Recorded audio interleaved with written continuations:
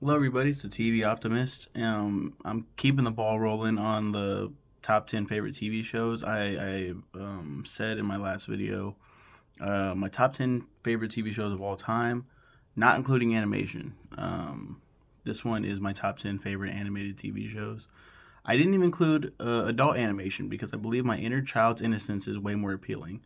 I probably should have read that before so I could have did the top 10 adult animated TV shows. We'll do that next week probably. Um, Number 10 is Courage the Cowardly Dog. See, I don't even know how accurate this list is, honestly, because holy shit. There's a lot.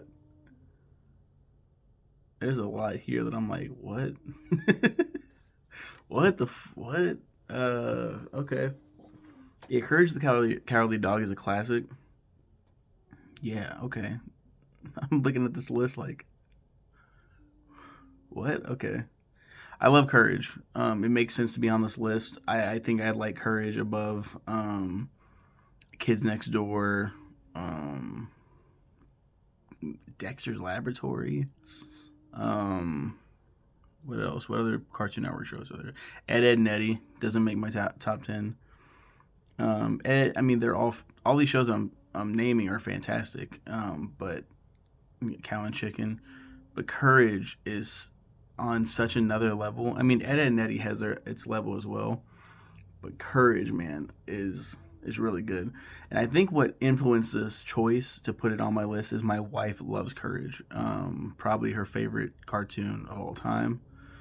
Um, I would probably argue. Damn good show. Damn good in my top 10. Number 9, people are gonna fucking be pissed because I grew up with Courage the Cowardly Dog. Those were my cartoons. The era that I was just talking about. This one came way after. This is The Adventures of Gumball, and this is one of the shows my wife is like, "What the, what?" And her friend too, Jabari. They're like, "What the fuck is your problem? Like, you like this shit?" The Adventures of Gumball, The Amazing World of Gumball. Wow, I said The Adventures of Gumball. Wow, shows what I know. The Amazing World of Gumball. Um, the series concerns the lives of 12-year-old Gumball Watterson, an anthropomorphic blue cat, and adoptive goldfish brother Darwin, who attend middle school in the fictional city of Elmore, California. They often find themselves in various shenanigans around the city, during which they interact with fellow family members, younger sister Anais. Anise? What is her name?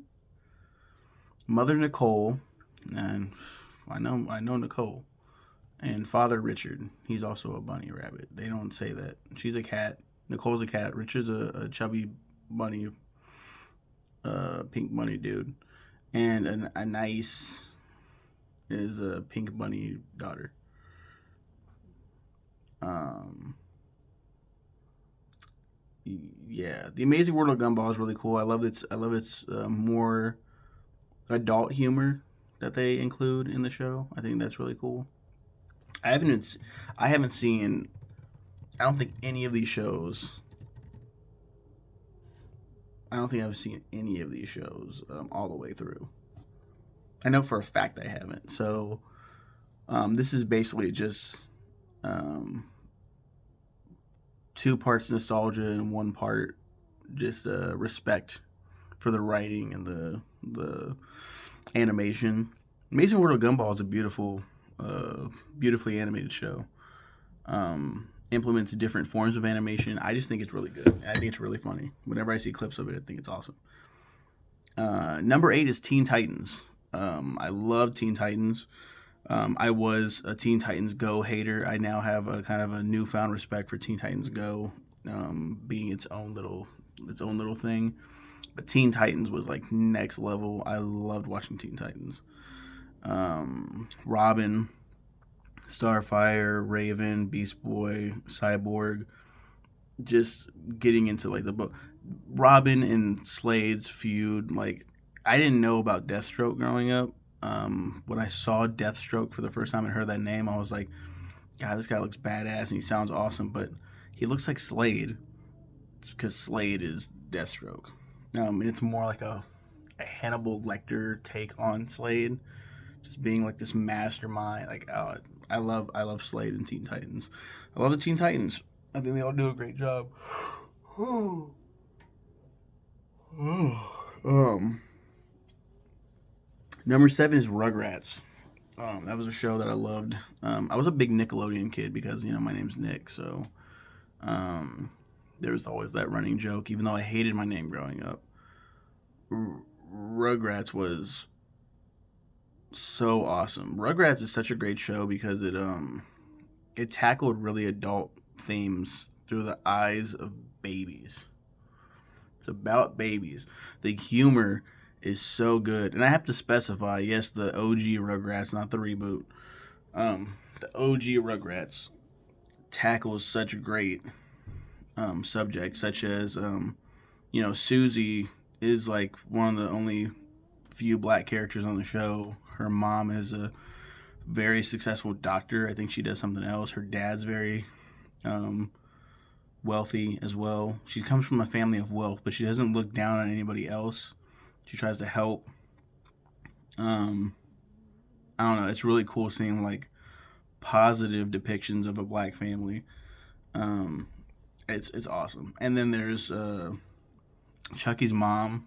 She's dead, and dealing with that whole story of like he remembers his mom when he was a little baby before she died of probably cancer. It's probably cancer that took her out, and it's just very sweet episode, very beautiful episode. Makes me sad and tear up.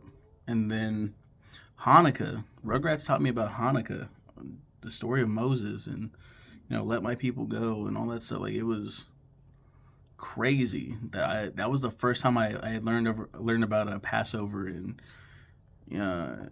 freeing the slaves. What is that called? Exodus, the book of Exodus. It's crazy to think that Rugrats of all things taught me that, because he had his mom Dee Dee is from a Jewish family, so they celebrate Christmas, but they also sometimes they celebrate Hanukkah as well. It was wild to think about. Number 6 is Regular Show. Mordecai, Rigby, the whole gang. I saw it talked about perfectly. I'll get to that later, but yeah, we'll just skip for now. But Regular Show. Number 5, Steven Universe. So this is, I don't know why this is so high on my list now, because in 2017 my daughter was only 2. I like the animation, I guess. I don't know. This is so weird that I made this that I made Steven Universe so high, because I didn't care for it that much. I was just like, my nephews watched it, but like, who cares? But then it was probably a year ago. My daughter was hanging out with me in the room. We were just sitting right here. The computer's right in front of me. And she put on she was getting into Steven Universe, and she was like, I want to hear Steven Universe music. So we put on a whole like giant compilation of Steven Universe music. And the music is amazing and very beautiful, and I love it. I love how fucking woke it is. I love that shit. Inclusive, teaches everybody about different people, and I don't know, it's awesome. Steven Universe is dope.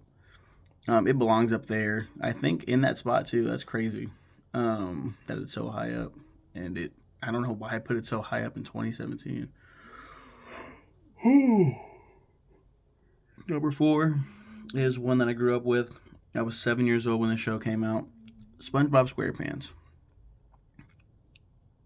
I mean, what can you say about SpongeBob SquarePants? It's amazing. Yes, the later episodes, the ones that are coming out still today, are not very good. But the early stuff, there are so many memories that I have living rent free up there. like all the SpongeBob's freaking out and stuff. Like that's how it feels in my head whenever someone says SpongeBob. Chocolate appears. Um, God, there's so many moments and so many like quotable. Oh, it's so funny. Like, of course, no, this is Patrick, the hash-slinging slasher. Um, Shit like that. It's so. Oh man, there's so much about SpongeBob. Um, I could go on and on. Number three is Adventure Time. This is why I wanted her to wait for a regular show because the perfect descriptor of these shows is Adventure Time is a show about kids trying to be adults, trying to be more mature. Steven Universe is a show about adults because they are adults. An adult, a bird, I don't know what fucking kind of bird he is, and Raccoon, Mordecai and Rigby. They're adults. They have a job, but they're trying to be more like kids. They're trying to like rediscover their youth. It's really cool. I like that. And these shows came out around the same time. Adventure Time is the reason why this show is really good. My nephews watch this shit all the time, and I heard about Adventure Time, so I was watching it with them, and I was just like, on one episode, you could have something completely like weird and off-putting for someone my age. It was the Ice King, and he has Gunther, little penguin. It's a bunch of penguins, and they're all named Gunther, I think. And he starts crying at one point, and they come down, and like he has like his bare chest, and they come down, and then they all swarm him, and they're like licking up his tears, and he's like laughing. It's weird. I'm like, what is this? What the fuck is this show? This is what kids are watching. And I don't even think my nephews were laughing. I think they were just like, huh, yeah, like it's fucking weird. But the episode that really gets me with Adventure Time, that when I think about it, it's an episode where Finn makes a big old pillow fort with Jake, or I think it's Jake and BMO make it. But yeah, and then Finn shows up. He was hanging out with Fire Princess, who was his girlfriend at the time in this show, I think. And he shows up, and they're like, "Hey, you want to help us like finish this fort? We're about to go hang out in it and stuff." And it's like a impressive pillow fort. And Finn's like, "I don't know, man." He's like, I don't know if I'm in the mood." Fire Princess was acting. I told her a joke, and she didn't laugh at it. Like she thought it was. So I'm like, did I like mess up? And he's like, "Come on, man, you're overthinking. Just have fun." He's like, "I'm just gonna go think for his like I'm not in the mood." So he crawls into the pillow fort, and he crawls for a little bit. We follow him through the pillow fort. He goes out the other end of. He pushes a pillow to the side, goes through like a portal to a pillow world, and he meets all these pillow people. He meets the Pillow Princess. He falls in love with the Pillow Princess. It's not like made apparent immediately, but he's stuck here and he wants to go back home, but he can't. He can't find the way back, so he starts, hanging out with them. He can only eat pillows. It's not food. It's just pillows. Like their currency is pillows. So he grows up. He's like the only person there. He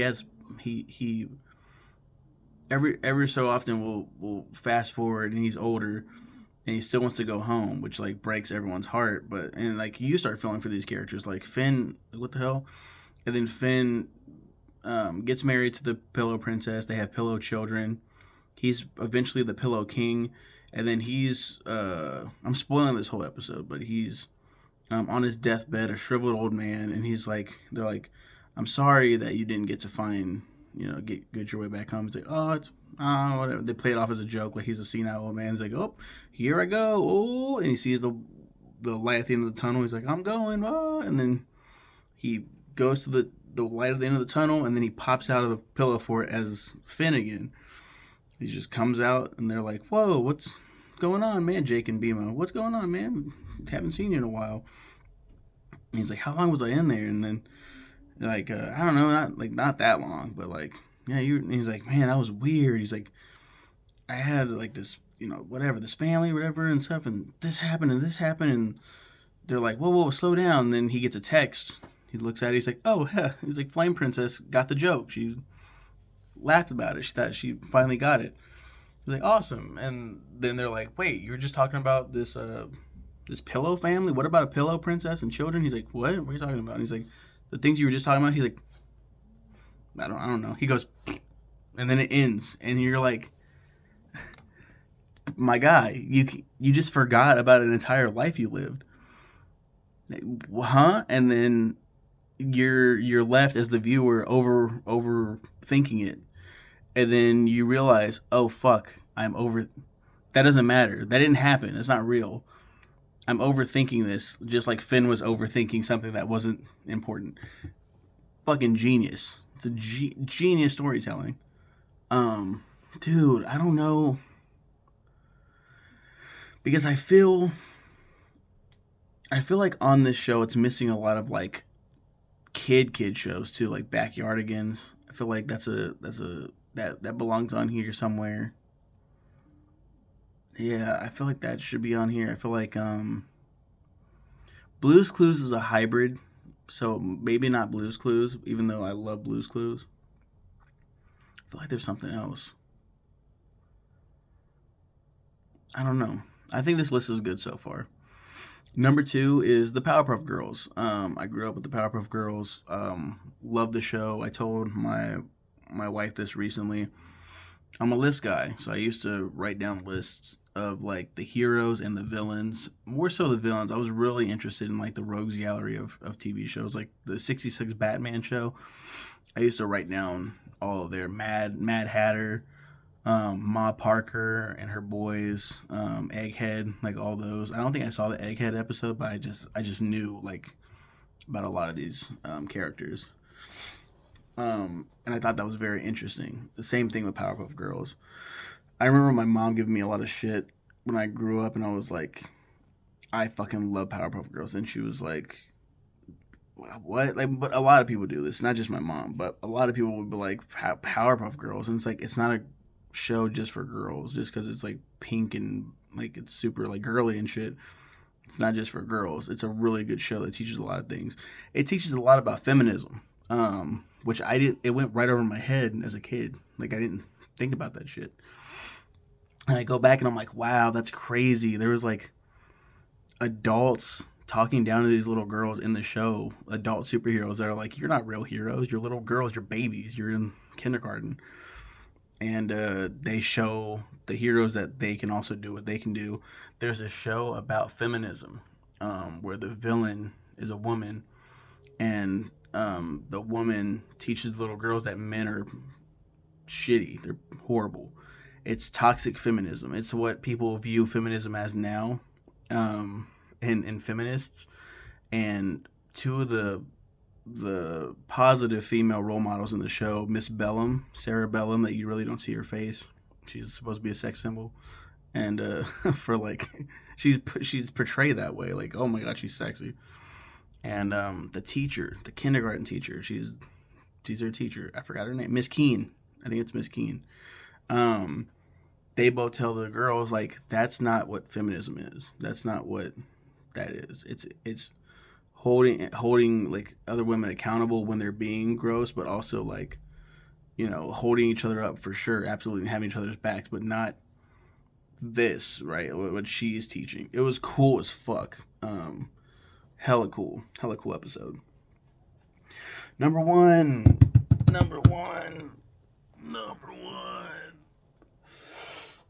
I thought about this for a long time. Growing up, I was like, what is my favorite cartoon? What is my favorite cartoon? I was like, it had to be a Nickelodeon show. Because I watched a lot of Nickelodeon. You know, I watched Angry Beavers, Doug, before it got Disneyfied. I loved Nickelodeon, so it's got to be a Nickelodeon show, right? And when I got older, ooh, Little Bear's another good one. Fuck, I love Little Bear. But I was like, what is it though? And I was in high school, and me and my younger brother were watching reruns of Hey Arnold. And I was like blown away by how funny it was, by how heartfelt so many great moments in that show. I love Hey Arnold. It's got to be Hey Arnold. It fills me up like a cup of warm cocoa. It's so good. Just warm tummy feelings. Um, but yeah, that's basically it. Those are my top 10 animated shows. We'll do adult animation next week. But until then, you guys have a good one and take care.